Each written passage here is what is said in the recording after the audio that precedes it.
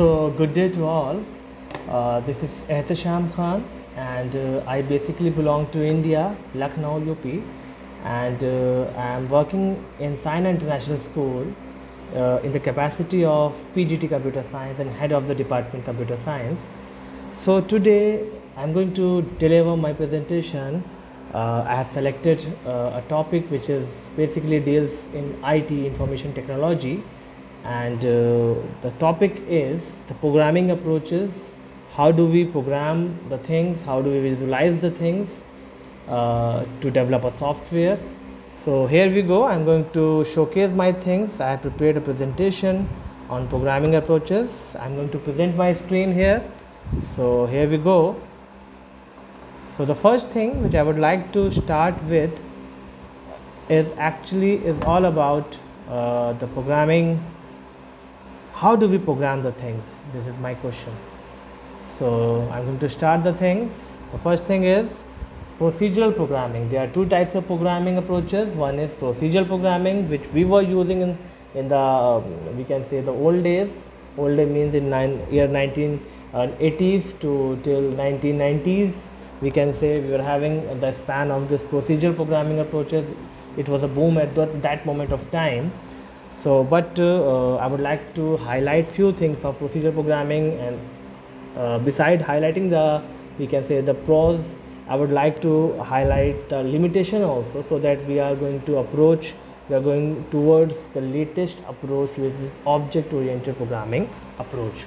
So today I'm going to start with procedural programming. So the thing I'm going to introduce here is procedural programming is the standard approach used in traditional computer language such as C, Pascal, Fortran, BASIC. So the basic idea is to have a program specify the sequence of steps that implements a particular algorithm. Procedural programming is a term used to denote the way in which a computer programmer writes a program, prepare a software. Yes.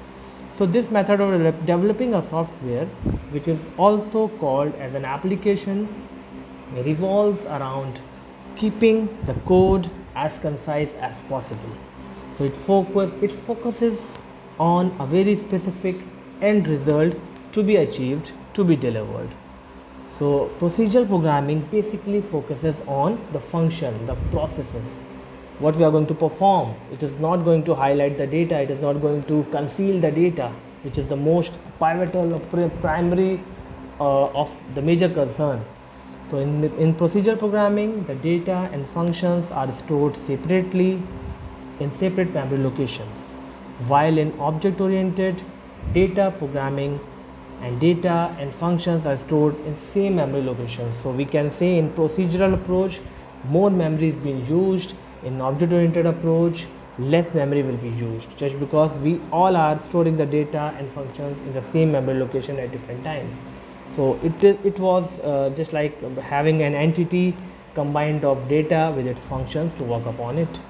So in procedural approach, programs are made up of modules, which are parts of program that can be coded and tested separately and then assembled to form a complete program.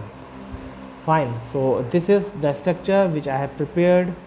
Basically, we are having in procedural programming, we are having the main program. It can be decomposed into further few functions like function 1 and function 2, and again the third level of hierarchy, we can have the function 1 can also be decomposed into function 3 and function 4, and function 2 can be decomposed into function 5.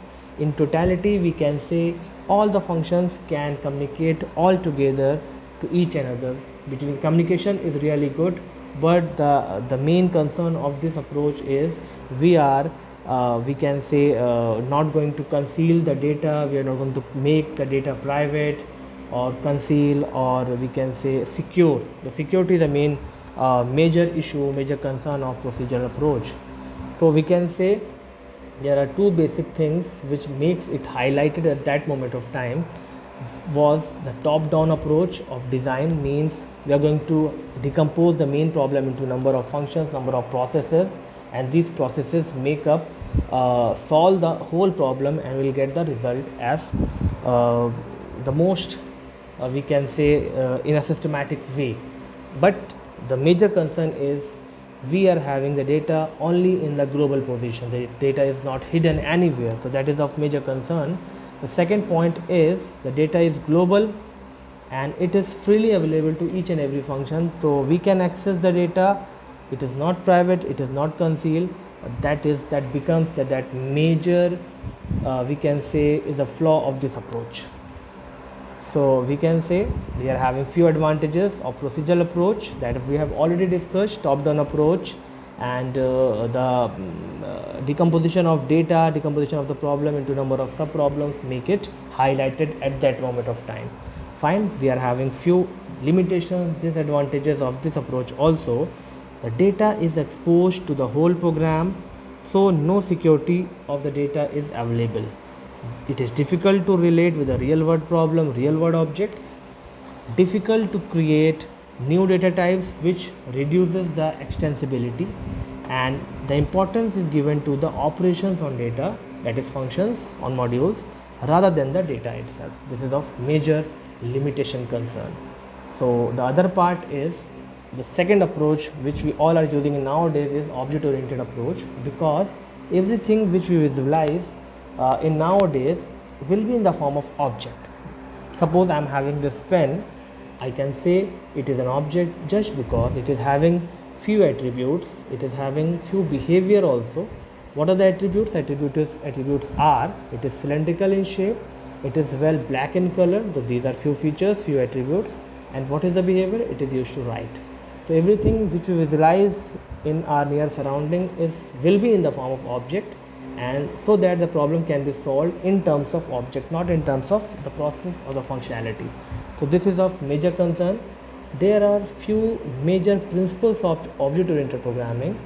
First thing is the object, which is a major concern, the group of similar objects which is known as classes, data abstraction, data encapsulation, inheritance, polymorphism, dynamic binding, and many more, which makes object oriented programming language a type of the latest boom in the world nowadays. So today this is the first topic, the programming approaches, which are of two types: procedural approach and object oriented approach. Second topic of today's is, we can say, the example of object oriented approach. Fine. So we can say the first and the foremost example that comes to my mind in the this coming world in the near future, because the future of this programming language is really bright, and this is known as Java. As you all heard correctly, Java is a purely and truly object oriented programming language. In year 1991, Mr. James Gosling, who was the head of that time of that project team, and one of his core team member, Patrick Norton, developed an approach, because they were developing a type of software for a set-top box which was intended to set up a network communication among different departments in that organization. They were sitting in Sun Microsystems. So they had given the name to this approach, to this programming, as Oak, O-A-K, Oak.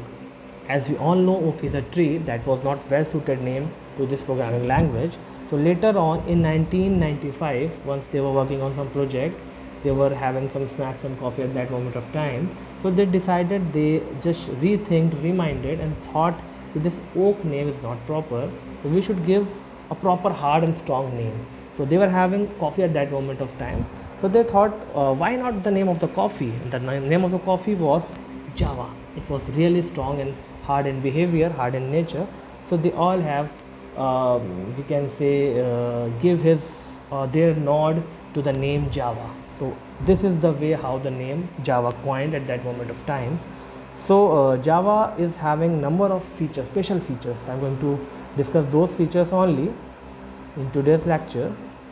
So the first and foremost feature is it is simple in nature. It is object oriented based concept.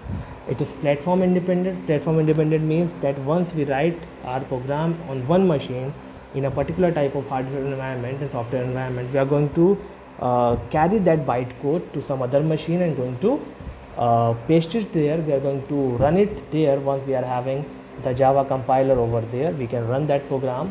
So it is also known as write once and run anywhere. VORA, we can say VORA, WORA, write once and run anywhere, that type of approach.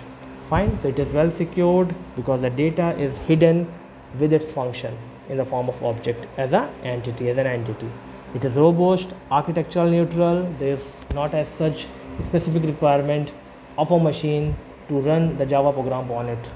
So it is portable, it is dynamic in approach, it is well interpreted, it always gives high performance output, it is multi-threaded, it is having different flow of threads, we can say, to work upon, and it is distributed in nature.